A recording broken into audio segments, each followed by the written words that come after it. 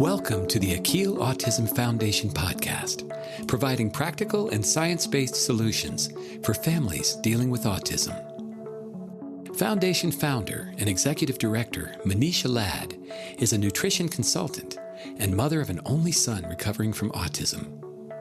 He inspired her to not only start the Akhil Autism Foundation, but he transformed her to become a holistic health coach and autism advocate. Akhil's foundation was formed to educate, treat, research, and support autism.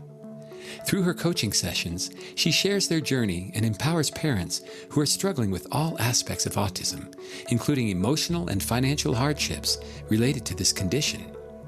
The following program is for educational purposes only and is not intended to be a substitute for professional medical advice or diagnose or treat for autism condition.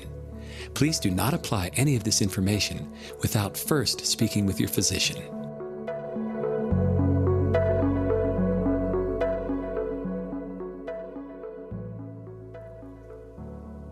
Pamela Curlee is the co-founder of the Masgutova Foundation, a non-invasive and results-driven approach to NeuroReflex, neurodevelopment, and neuromodulation assistance.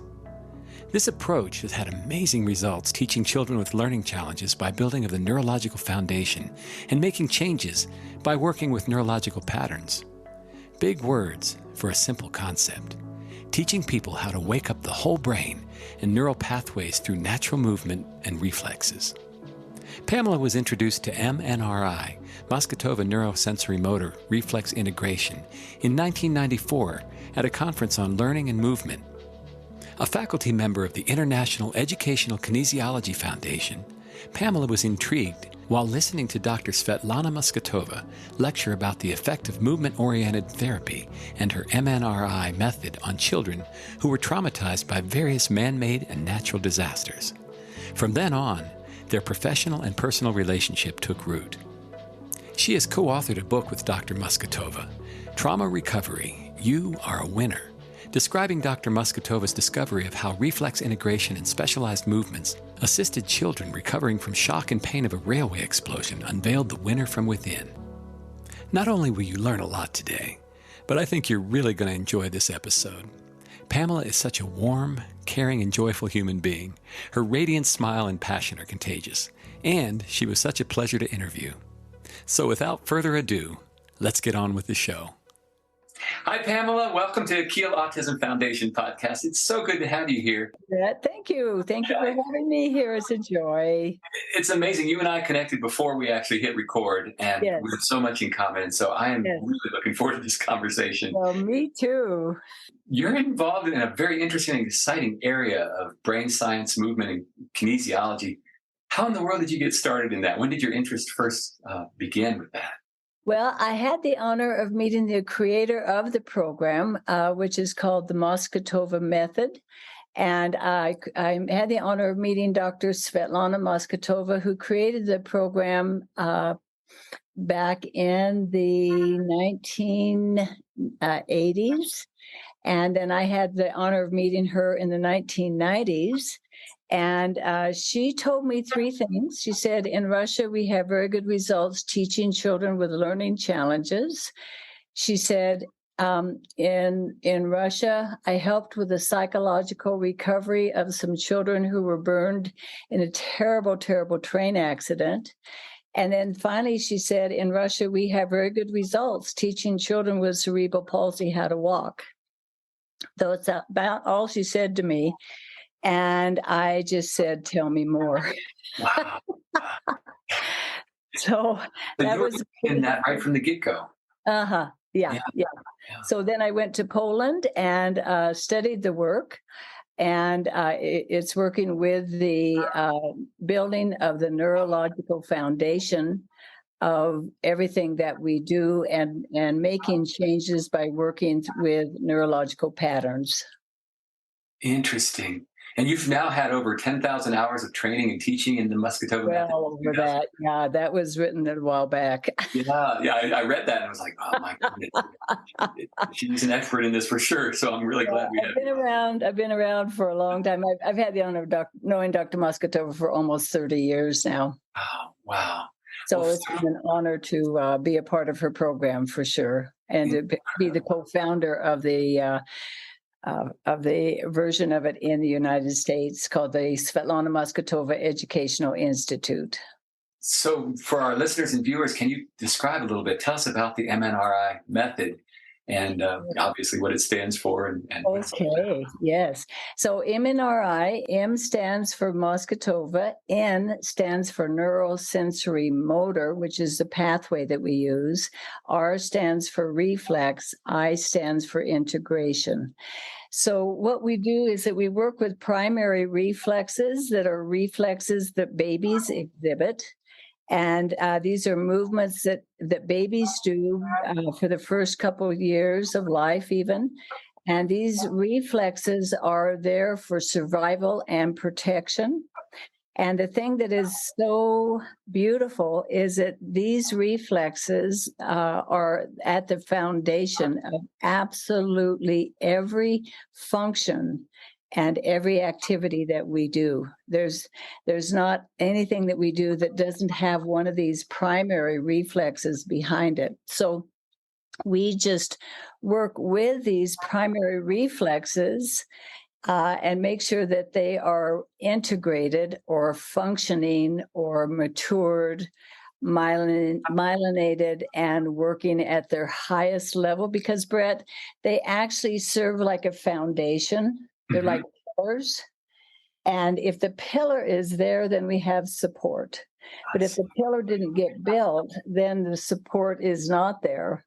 And so then we have to work with compensations or dysfunction. And so then we just kind of go in and tune up the nervous system, I guess you could say. That's a good way to put it. We affectionately reboot the brain. Reboot the brain, right? Beautiful. What makes these reflexes dysfunctional in the first place? How do they become dysfunctional? You know, it can be genetic. It can be a birth trauma. It can be any trauma, actually.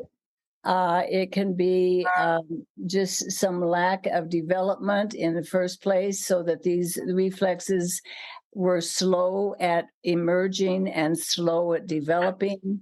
And so that's why we even have a program now for working with infants that is truly the highest form of early intervention. And by working with infants and getting their reflexes integrated while their nervous system is so full of plasticity that we can prevent a lot of the problems that we have to work with otherwise. Wow. And how do the parents or professionals know that they're not integrated? Clinical observations, or how does that happen? Yes, it would be any aberration of behavior or function, emotionally, physically, mentally, and cognitively. Any problems, if you will, that people are having, there will be a reflex behind it. Wow. It sounds like you have to have good powers of observation. Can some be very subtle? Yes. Yeah, very, very, very subtle. And after training in our work, it's kind of funny, Brett, because I'm afraid my main lens of observation is the reflex world, and I don't see problems. I see an invitation for solution by working with the reflexes that simply didn't develop correctly. Oh, that's beautiful. In particular, like what are some signs that you do look for? Okay, so for example, let's just look at behaviorally. If there is strong emotions that are out of control, if there is behavior that is, well, even emotionally, we do a lot of work with post-traumatic stress, by the way, that is the very, very, very profound, very effective, and brings integration and life back so that a person doesn't have to carry that burden forever. I'd love to talk about that a little bit more in a moment if I could. Yes. And then if physically, it would be this lack of development, maybe struggling with walking or any functions that anybody is looking at. It can be as clear as no movement at all, to challenges with movement, to minor aberrations with movement. We also work with high-end athletes to refine their skills to become the finest level of performance that they can have. So it's good for anybody of any age and any challenge, be it small or big. Beautiful. I keep seeing the word integration coming up, and I'd love to know a little bit more about that. What does integration Yes. really mean? How does that work? Okay, good. So a lot of people, when they're working with challenges, they work to inhibit reflexes, but that really only covers up the problem and does not go to the it covers up the symptoms, but does not go to the cause. So it's kind of just putting a Band-Aid on the symptom. The symptom may look good, but if you haven't gone to the cause, which is an unintegrated reflex, then the problem will persist. So rather than inhibiting a reflex, which is done a lot, rather than trying to extinguish a reflex, which is a misconception of working with a nervous system, we want to integrate the reflex, which means we want to strengthen it. We want to fully develop it. Another word to use is myelinate the nerve pathway, so it has the sheath or that insulation around it, so that the information that goes through the nerve is transferred very quickly, efficiently, and properly. And it goes through the correct pathways to get there. So, for example, Brett, whenever we're learning something, we are literally scatterbrained. That's just I learned that from some sort of a. I love that. It was done, but we're trying to learn, and so we take it in, and the brain is just firing all over the place, and there's just all these pathways trying to figure out what is the simplest way to do this. What is the simplest way? And I can get to the airport. I happen to live 10 minutes from the airport. I could get to the airport by driving back to the mountains and then going west another 30 miles and then going around the city 3 times and then go to the airport, which is kind of what the brain does when it's trying to learn something new. However, once I understand the function and the movement clearly, all I need to do is get in my car and go 10 minutes down the highway, and bingo, I'm right there. So it's as you, if you will, it would be creating the pathway of greatest efficiency to get something done. You bypass all that scatterbrainedness and just go directly. Yes. Exactly. And then once the brain learns that, that's the pathway it will use, because it's the law of physics, do less and accomplish more. I love that. That's beautiful. And that really does simplify it. What are some of the practices you use to do that with these people that you're working with? Okay. So we work with primary reflexes.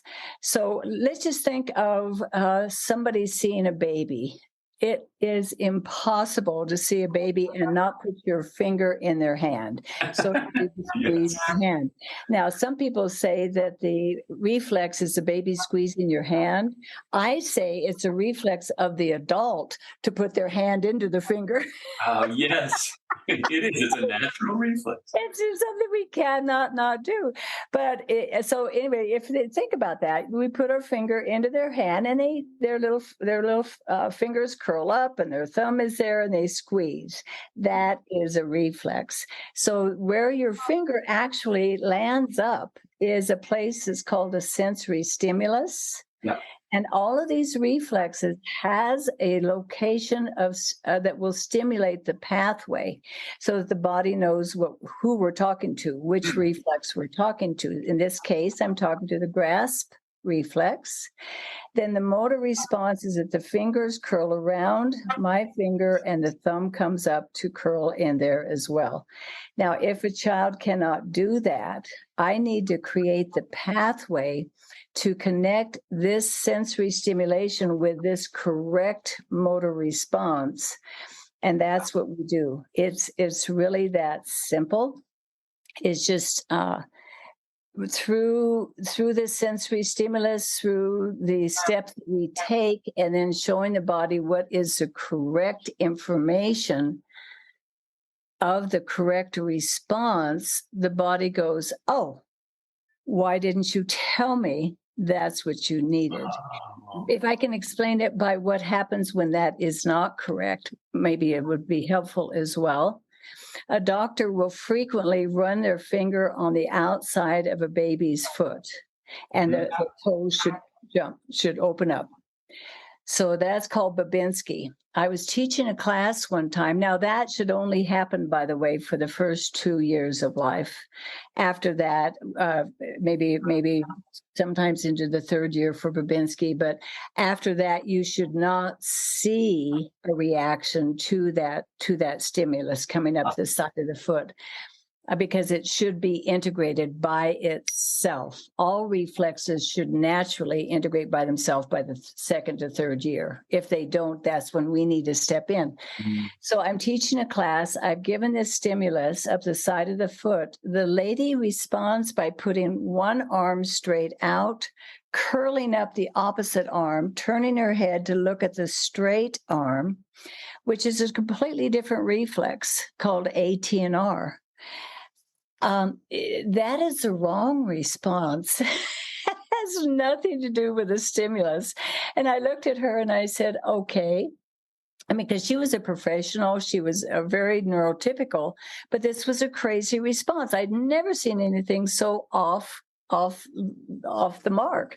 And so I said to her, I said, okay, I'm going to have to say that is completely the wrong answer to the stimulus I gave you, but I'm going to have to give you 100 for creativity, because I've never seen such a wild wrong answer before. Wow. And I said, tell me more. What happened when you were young? Or what happened that would have caused something like this? And she said, when I was a young child, I was raised on a farm in Canada, and I was riding on a tractor, and I fell off the tractor, and there was a plow coming behind me. And the plow was wanting to plow me into the earth. So I had to reach for safety, push with my foot. So she combined this ATNR and Babinski happening at the same time to save her life, which worked. Yes. And that's what these reflexes do. They are always there to pop in with an instant, in 0.8 of a second, there, right there. Wow. And they will be the correct answer to keep us alive. But she had to use 2 reflexes to do that. And the 2 became very active to save her life. But the thing about the brainstem, where they come from, the brainstem does not have a clock. It does not have a calendar. It does not have a clue that the danger is over. So this event happened 30 years ago, and yet she's still reacting the same way. And so what we had to do is, it's like the 2 reflexes got tangled up together. So we had to go in to separate them so that they had the correct answer by themselves, and they weren't helping each other. And her whole way of learning went from being an overachiever and just frantic and really paying over attention to get things done to very relaxed, centered, and just present. It was beautiful. Wow. So it spilled over into her normal everyday life and totally. For 30 years. Yep. And that has happened to every single one of us on the planet. We all had accidents when we were young that the brainstem doesn't know that the danger is over yet. So it keeps those reflexes active, and that will color, if you will, or impinge on how we see things, how we react to things, how we move. After you've worked with this work enough, you can just look at somebody and see what reflex they had to use for survival at one point, and what reflex they need to integrate. Interesting. And it stuck with them. Is that considered a type of, is that PTSD then, with that reflex? PTSD will have definitely a myriad of reflexes. It depends on what they had to use to survive. Yeah. But with PTSD, for sure, the reflexes will be still active, unless they have found some way to reintegrate them otherwise. Okay. Wow, that's interesting. And you say all of us have that at Yes, some degree. absolutely. Absolutely. That's why just taking a class just for the fun of learning it actually becomes a personal growth experience. I mean, for example, when I was a kid, I had very weak ankles and I couldn't ice skate without my father wrapping my ankles with so many bandages that my feet were white, but I could skate. Well, that actually was an unintegrated Babinski. They didn't know that to fix my Babinski, so I just had to struggle. And I sprained my ankle. I sprained my ankle all the time when I was a kid. Now that my Babinski's integrated, I don't sprain my ankle anymore. It's simple. I love how you boil it down to simplicity. Did you have to do work on yourself for that then? Is that how? Yeah. Well, I took Dr. Masgutova's class, and then I could see, because I was actually born premature and cesarean. So that meant there were a lot of reflexes that didn't get inaugurated at the right time and certainly did not get integrated. And I knew that. And I knew one of them was spinal galant. And spinal galant is a reflex that if you run your finger down the side of the spine, and if the person goes like that and moves in any direction, but specifically if they move to the side and contract their side, that is a motor response to spinal galant. That reflex was not integrated for me, because I missed doing that. That's something you have to do to get born. Right. You run into obstacles. You have to turn your body to the side to get around the obstacle. I didn't get to do that. So that reflex never integrated for me.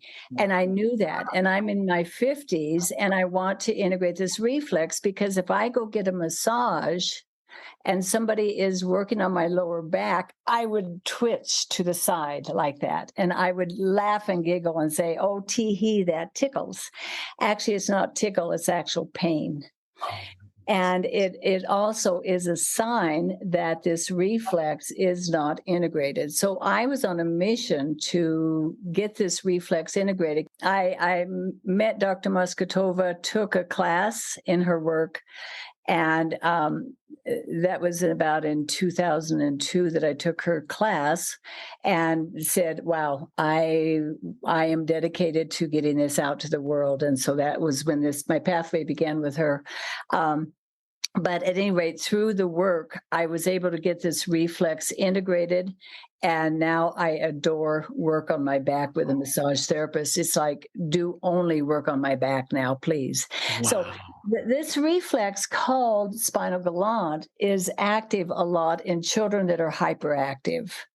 So that can be ADHD. It can just be an emotional thing. It can be anybody on the spectrum.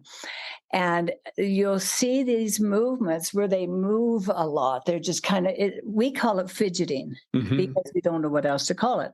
I call it, because my brain has been trained to just see reflexes more than anything, I see that as spinal galant and spinal parese, which are two spinal reflexes that involve either a sideways lateral movement of the spine or a forward and back movement of the spine.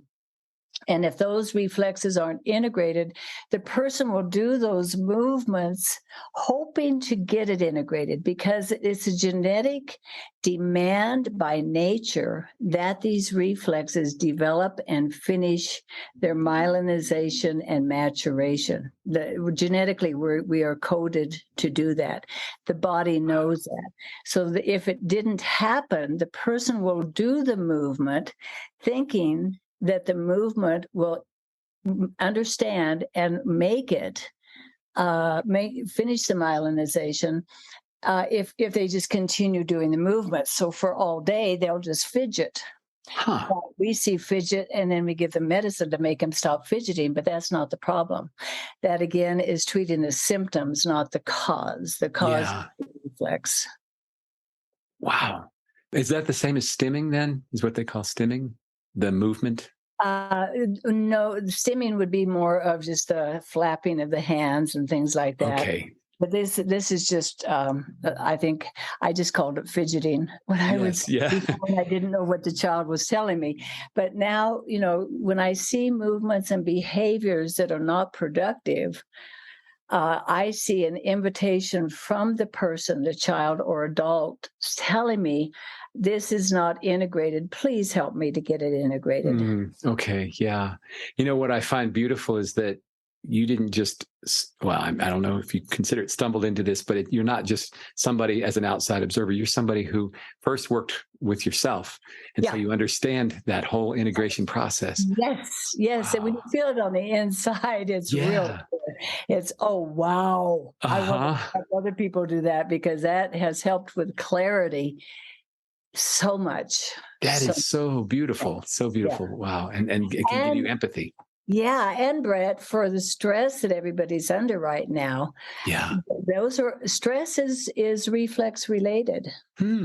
And so to get the either neurotactile reflexes of the body integrated, or the visual reflexes integrated, or the whole body reflexes integrated, then the feeling of stress is not there. So when I watch the whole world just cave under all these stresses, I need to tell them, please go to MasgutovaFoundation.org and see that we have got free exercises there for them to do that will help to integrate these reflexes, and a whole program there, or even the MasgutovaMethod.com, and to find classes that will teach people how to find integration and centeredness. And you're talking to neurotypicals as well when you say this, and anybody on the... You bet your... Wow, beautiful. We're human beings with a beating heart and reflexes. All we need is somebody that has a nervous system. That's all. Okay. That's beautiful. I'm in. Okay. Yeah, and that's good to know so I hear you say that these reflexes are really survival instincts, and this is the stress responses. Yep, that's what they're created for. You really do simplify it. I love that. That's beautiful. Yes. Thank you. So you're obviously into it's medical and scientific. Is there actual scientific evidence of MNRI method? Absolutely. We did, for example, a 2-year amazing research on neurotransmitters. We have what's called family conferences for people who have children or adults in their family with challenges. They come for treatment that we do for 6 hours a day for 6 hours a day for 5 to 8 days. And there's a huge turnaround. I mean, in terms of behavior, in terms of functioning, in terms of how the body is carried. And parents are so excited because they actually see results in front of their eyes instead of having to wait for months. Yeah. So for 2 years, at the beginning of these conferences, we would have a collection of samples taken and then sent to the lab as a measurement of the neurotransmitters. That we measured 11 neurotransmitters like gamma, cortisol, adrenaline, those types of transmitters. And so we measured those, and then at the end of the conference, we would collect a specimen again to compare what just happened in that 8 days or 5 days. What I will say is, the lab called and said, "Who are you guys? What are you doing? Wow. This is not possible." You got their attention. Yeah. And the neurologist, who was the doctor that was, making the observations and the evaluations of the data, called us also and said the exact same thing. Who are you people? What are you doing? He said, this is impossible. It is impossible to see this much transformation in this short a period of time. Wow. If we were to use medicine, it would take months to get this big of a change. What are you guys doing? And what did you tell them? We said, we're doing MNRI. Okay. Simple enough. You do simplify things. Yeah. Oh, because it's natural. Yes, it is. It is. It's actually working with natural laws of nature and just listening to the behaviors of the body, how it's functioning and how it's working. The answers lie within that. And so it's just working as a team to rewire, if you will, the nervous system. That's incredible. Your passion and the effectiveness of all of this, it's a fascinating area to begin with, but your passion and your love for what you're doing, I could see it would be inspiring people. Some of our listeners, if somebody listening says, I want to get involved, how do I become an MNRI therapist? What would you tell them? Yeah. All right. We would love to have you come and join us. I've actually had the honor of teaching thousands of OTs, PTs, speech therapists, massage therapists, medical personnel, parents around the world, but thousands of professionals will come. And it's because from the hundreds of classes that I've taught around the world, the most common thing that I hear is this is a missing link. Why did I not learn this in college? Because in college, there's a lot of study on sensory, or there's a lot of study on function. But Dr. Masgutova, based on materials that she read from Russia, from people that she would call neurological giants, and their understanding of the body and how it worked, and then her observation skills, which are just genius observation skills. And so she saw a whole picture, and the whole picture is a triangle. At the base of the triangle is sensory stimulus. Then that goes up to the peak of the triangle where the brain will process that. Then the brain sends information down to the muscles, which is a motor response, and then gives the correct answer. Whereas doing that Babinski, the lady gave me the wrong answer. Right. So we want the answer to be correct. When that happens, then the sensory and motor actually hook up and go, yes, now we have completed our mission on Earth. That's to be the foundation for efficiency. And so that's called a reflex circuit. The triangle. She's simply working with a whole picture. It's called a reflex circuit. Nobody else works with that. We're the only people who do. Boy. And so everybody called it the missing link. Why did I not learn this before? They would say.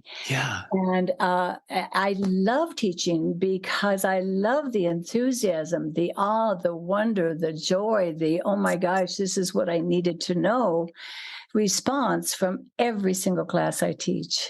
Wow. It's just the enthusiasm from the people. They're so hungry to know a simple technique that works so well. And I say simple because it's reproducible. It's not just something that only Dr. Masgutova can do. You have to come. Right. Yeah. It's information that we love to train people to have the credentials and authorization to train others. But until then, they learn things that they can do for themselves and for their clients that they're working with that will just change the world. It sounds so rewarding. Yeah. So they can go to the masgutovamethod.com for information on those classes. Oh, wonderful. Wonderful. And then there are MNRI family camps. Is that correct? Yes, they're called family conferences, and they are, we work with anybody on any issue. And so we have some children that barely move at all. And then all of a sudden they're up and moving and walking and doing things that never can be done according to a lot of other people diagnoses. And then we have whatever challenge is there, mentally, emotionally, physically, cognitively. We work with a child, as I say, 6 hours a day and for 5 to 8 days. And then we send a program home for the parents to continue educating the body. And for therapists to take home and use with their clients. Yeah. Okay. So anybody can attend those camps then, or conferences. Yeah. Wonderful. Wow. So lastly, can you tell us a little bit about your collaboration with the Akhil Autism Foundation and how you guys integrate? Yes. Oh, love Akhil. Akhil is so dear to our hearts. We treasure this boy, and we treasure Manisha and her family. What beautiful, beautiful people they are. Akhil came to us when he was a very young man, and I'll let Manisha describe what that was like. I'd like to have that from her words. What I can tell you is that there was a major turnaround from day to night for the behaviors, for the just being able to be in his body and to be able to function clearly. And I'll never forget, she had been to a few of our conferences, and then she sent me this video of him standing at the door with his backpack on and opening the door and going out to the bus and getting on the bus to go to school. And I wrote back and I said, "Who was that?" I said, no way. That's incredible. You didn't recognize it. Beautiful, beautiful young man now is in college. He is going to change the world. I believe that. And we had another young man who came that was on the spectrum once that when he came in, he was an older man. He was in his 20s and he had the noise reduction earphones on. And he would rock back and forth and just emote these very loud sounds and noises. At the end of 5 days, the noise reduction earphones were gone. He was no longer rocking. He was no longer emoting these sounds. He could type on his little iPad. And so he typed on his iPad, "Thank you from the bottom of my heart. Now I have hope." Oh, my goodness. That is beautiful. Right from him, directly from him. Yeah. Wow. And we have any number of kids that were on the spectrum who are now writing books, and with the help of their mom and the communication with the they are public speakers, and they're just out there changing. The world. They're beautiful. Wow. Really And you can see in Akhil's eyes when I'm talking to Manisha and he's there. He's very loving, very communicative. He's talking to me, and every now and then she helps, but I'm beginning to be able to understand even more and more. Right. It's amazing to watch him just share his beautiful, radiant heart. Yes. Exactly. Yeah. So we have lots of wonderful success stories of opening the doors of opportunity, the field of all possibilities. Beautiful children and adults. Yeah. Well, I'm so glad you guys found each other. One last thing I wanted to ask you was about you and Dr. Masgutova have written a book. Is that correct? Or some books? Yes. We wrote a book that was called "You Are a Winner: Trauma Recovery." And it's based on her work. And this is a free download, by the way, on the MasgutovaMethod.com website. You could just type in "You Are a Winner" at the search button, or type in trauma recovery, and it should open up, and you can just print it if you like, or read it online. So that's a book available to anybody for free. But it's a book about her working with children who were just severely burned. She chose to work with the children, but families were traveling on, long story short, on vacation, and they came through a valley in the middle of the night, and the valley had been leaking gas for a couple of weeks, and so they didn't understand that. So at headquarters, they simply increased the amount of gas. So there's now just a cloud of gas that has accumulated, and the sparks from the wheels set off a bomb. And it was one of the most horrific accidents of trains in the world. So Dr. Masgutova, just so you know who this woman is, was a professor at a university in Moscow, and she was teaching psychology, and she went to her supervisor and told the supervisor, I must go and help with the psychological recovery of children. I want to help children. She went and volunteered 16-hour days for 3 months. Oh my goodness. To help with their psychological recovery. Yeah. And what she saw when she walked in, it's all described in the book, but the book explains how it was when she got there, what she observed, and what she observed were reflexes. She saw the children's reflexes that they used to survive the trauma, and they were stuck in them. And we all are. If we have trauma, we flat get stuck in that reflex. Yeah. So they were her invitation to figure out, how can I get them out of that? How can I get them back to their normal state of functioning?